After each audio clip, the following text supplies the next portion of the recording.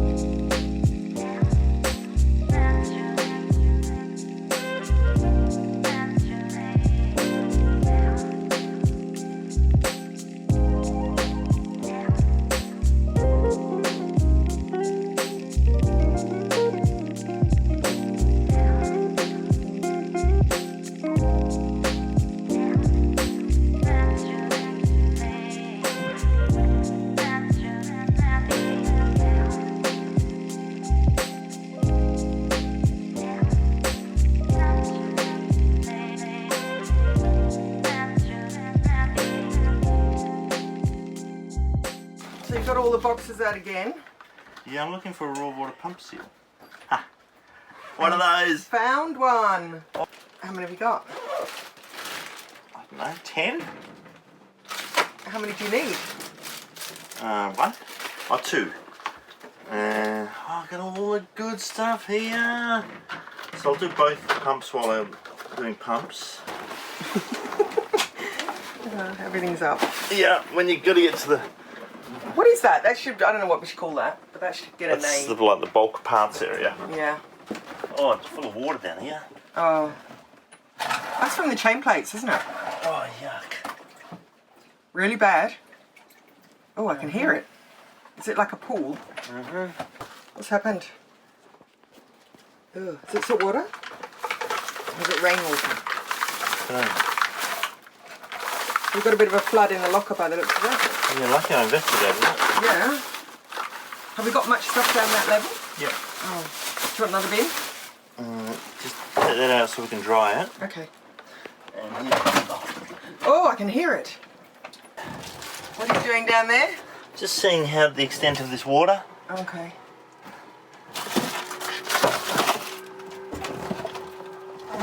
Let's dry that end. I wonder if it was just from the storm. Don't even know what's in there.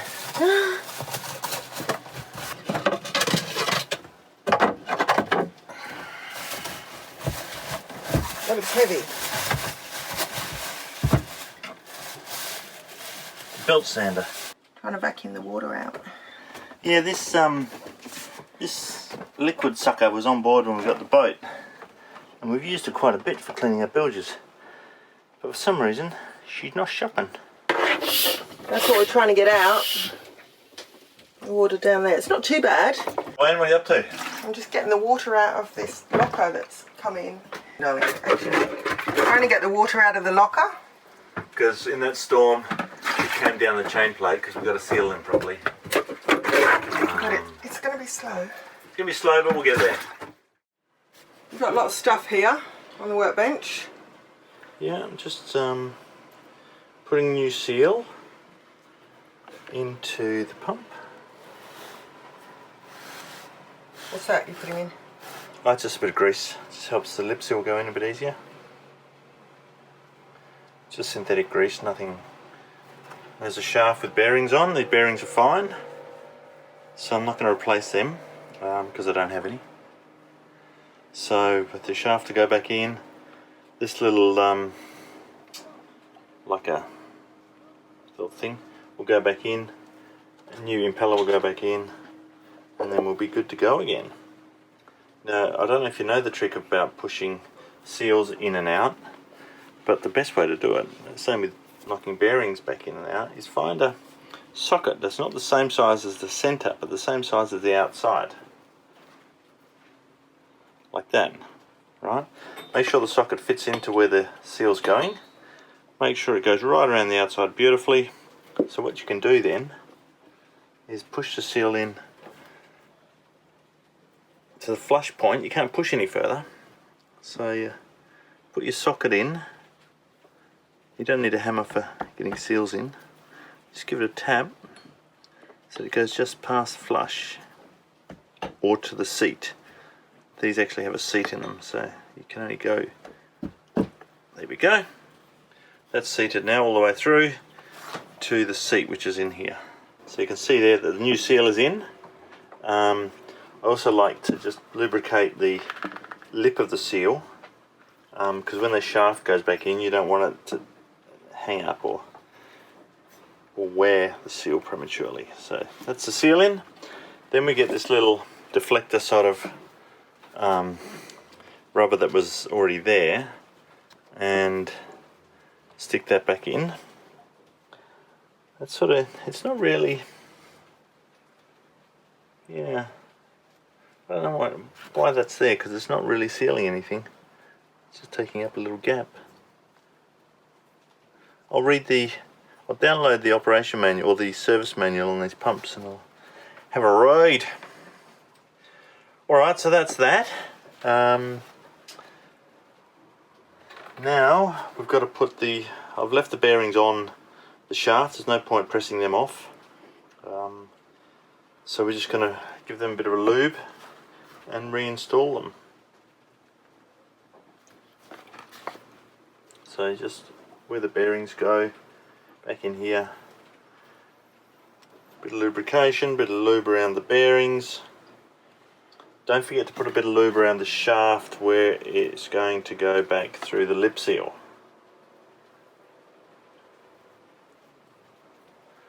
So now, slip that in there gently. So most people now would just put that there, give it a good old bash. But what you're doing, you're putting all the load onto the inner race of the bearing here, which then puts the load onto the balls, then onto the outer race, and then it goes in. It's not the way to do it. So what you do, you find yourself a socket that's the same size as the outer race, right?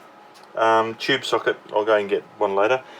Same size as the race, and then you knock it in with that. Yeah, just taking a bit of the rust off this, because when these pumps leak and you don't spot it straight away, it gets a bit of salt water build-up on things, and it could rust. So once we've put the shaft and bearings back in, we get the old faithful, every boat has to have a pair of circlip pliers.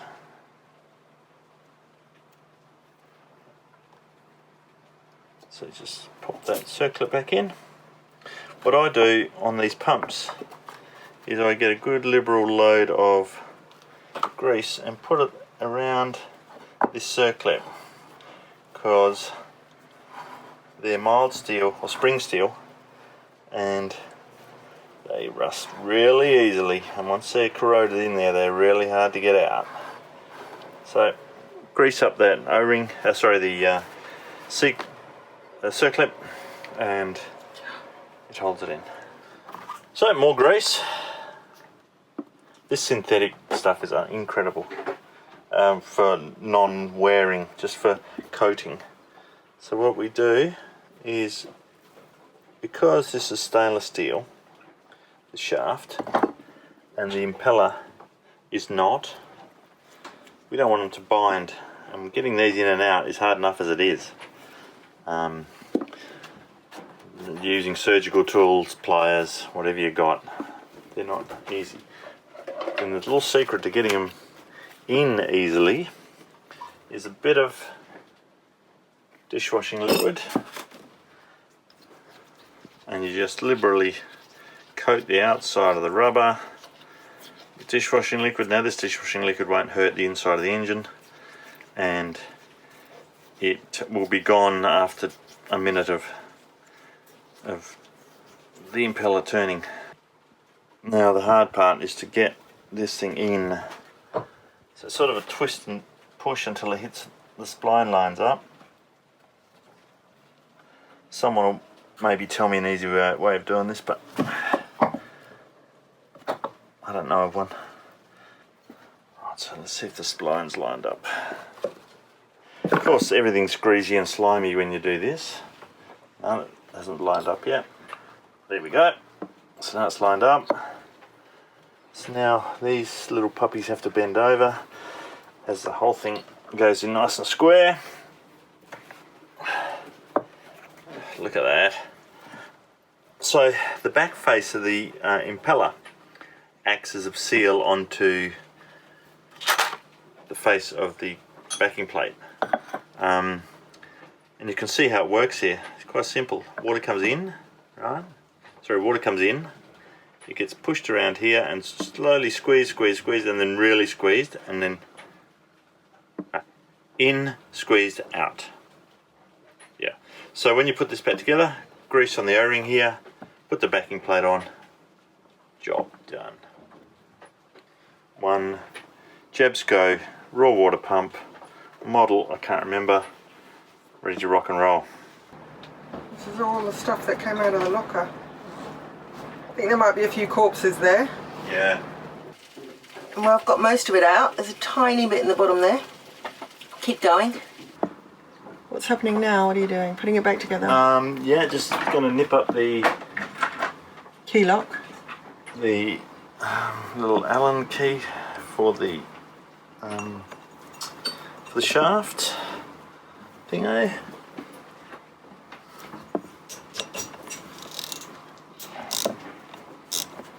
Set that to the pre-tension. So you keep going, and then all of a sudden, click. Done. Okay.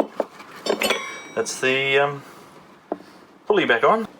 So just lube this O-ring here. Why? Just because you should always lube O-rings. Just getting the backing plate ready. Now what happens on these backing plates of these Jabsco pumps is that because you're sucking raw water and it's got bits of sand and bits of Dilbreys and old FJ Holdens and all sorts of things being sucked up, the wear on the backing plate, right? And you can see where the worn part is and the non-worn part. So what you've got to remember is when you're putting the backing plate on, always put the non-worn part back over this little area here. So it goes, because I always put things so the labels read correctly.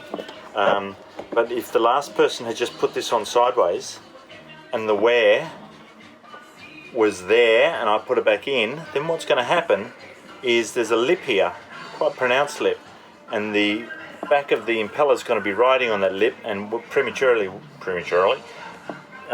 wearing it out. So always make sure that the backing plate goes back on the same way it came off to save that premature wear on your impeller. Alright, so just got to wait for the paint to dry and we'll put it back together. Good job, babe. Yeah. So this is the painted unit and painted backing plate, but I have made a mistake. I forgot to mark this to know which holes line up where. I mean, I can get it within a hole or two, but there's no point putting it all together and then realising you're one hole out. So back into the engine for a dry fit. Alright, so now I've got to work out which way around this puppy goes. So that goes like that. So therefore, this goes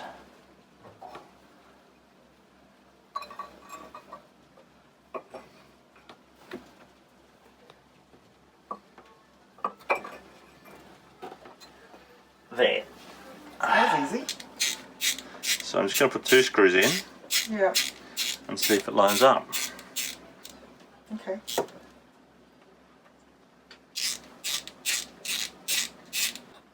you're tightening it all up now? I'm lining it up, yeah. That is schmick. Excellent. Magnus went really quiet and I couldn't hear any spanners or clattering or any sort of metal noises. And then he said, look at this. She's had a makeover. Looking beautiful. That's the only artistic side I've got. Pretty good because the boat is actually moving quite a lot. Now you know where oil goes, you know where water goes. And you can now see which way all the liquids flow. Oh, in good. the whole boat, everywhere. Cold, hot, everything's labelled. Water in, water out. Fuel out, raw water in. So in case you're over by yourself and I'm fixing something over the telephone. It just helps. I'm wiring up the inverter, so we'll have sewing machine power on board and microwave cooking power on board. Microwave? Wow, that's pretty specky. All these flash things that you take for granted usually. Yeah. So what have you got there in your hands? That looks like one end's got to do with a car. Well, you couldn't buy any heavy duty cable here in this town. I need at least 6 gauge for this run. It's not a very long run, it's only about a metre. So instead of buying cable, I bought these jumper leads and just cut the ends off. That's what I'm up to, in case you should ask. Because my big hydraulic crimpers are at home in Australia, I'm resorting to using mechanical crimpers of the different sort. So Rat's the chief cable holder, I'm the chief finger hitter.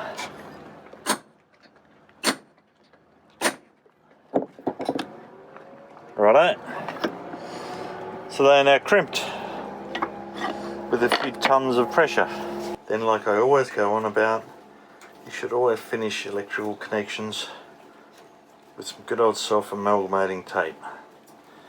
Keeps the bilberries out of the cable. Or heat shrink if you had the right size.